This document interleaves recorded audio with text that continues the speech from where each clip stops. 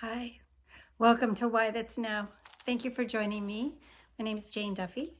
I started this Why That's Now in July of last year after some pretty challenging health issues, and I retired from teaching and then decided that I would like to have a YouTube channel that brought encouragement and hope to people as they were traveling through crisis and challenges and changes in their life.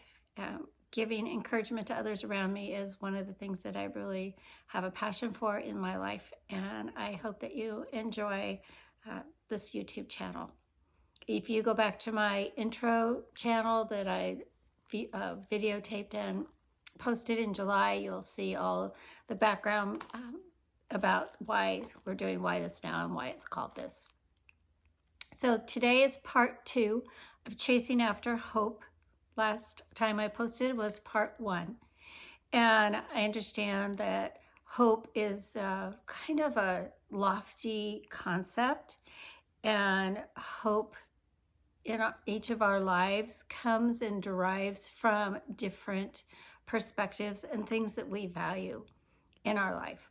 But what I wanted to offer in these 2 videos is a way and tips and steps for you to review where your hope is, what your hope is in, or who your hope is in, and have that time to intentionally pause and reflect.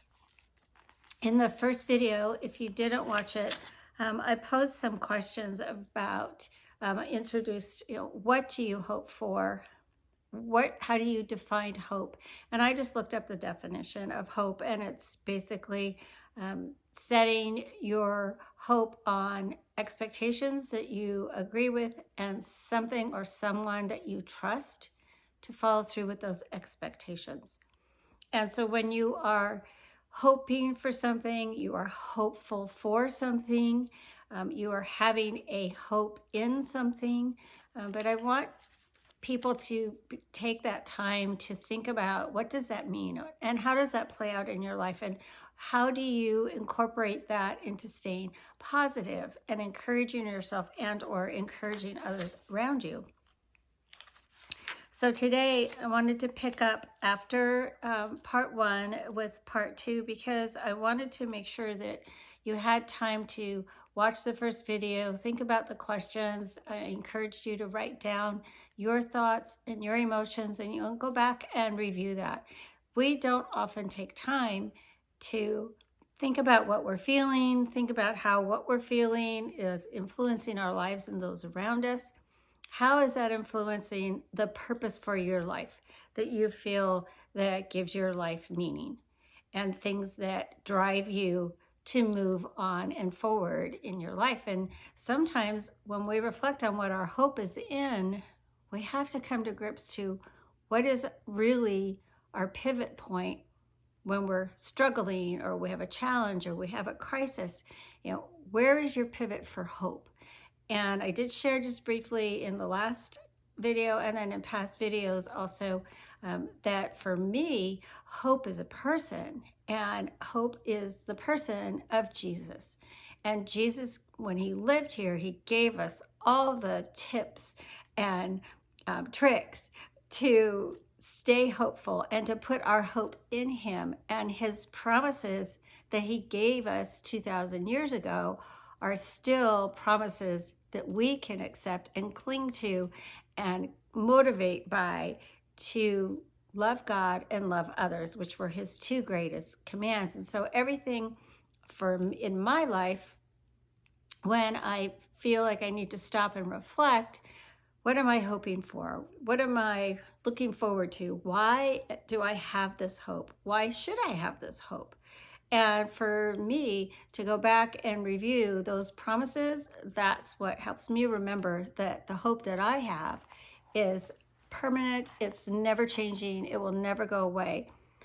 To hope is to be thinking about what you're not going to be disappointed by, that your expectations are going to be met. Even if you don't meet the expectations of yourself, but what you hope in and hope for will meet your expectations and that you can trust in that. So I wanted you to also take time to have intentional downtime to think about this, because we are so busy and crazy running around with so many things going on in our lives that we don't often take time for the self-care. And basically that's what this channel is about, is helping us to all be mindful of taking care of ourselves. Because when we don't focus on what motivates us, where we find our purpose in life, then we get to the end of our days and we reflect on that and think, okay, what did I do today?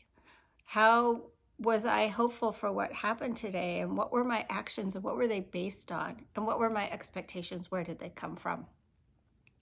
Sometimes when we do this reflecting, we have to stop and go, as I've said in some past videos, well, today did not go the way I wanted it to. I made choices I didn't want to make, but I still made them. And so to take that time at the end of every day, but also to look at what you did do that you wanted to do. It's not all about missing the mark, because if we start doing that, it's just going to be constantly an uphill battle, and it should not be. We should have joy in our journey. And that's one of my taglines, is that I wish you joy in your journey. And I'm hoping that these videos will help you have tools and to focus on parts of your life that keep you motivated, and that you can be clearly thinking and reflecting about the direction of your life based on what your passion is and what your gifts are and your talents, which is also in one of my past videos too. So if you answered the questions from part 1 about what your hope is in, I hope that you will take the time to reflect on that and fine-tune them and look back on them and decide, is this really what I want to have my hope in? Do I have it in a person in my life that could possibly let me down or already has, and then I'm totally discouraged and I don't want to hope in anybody else?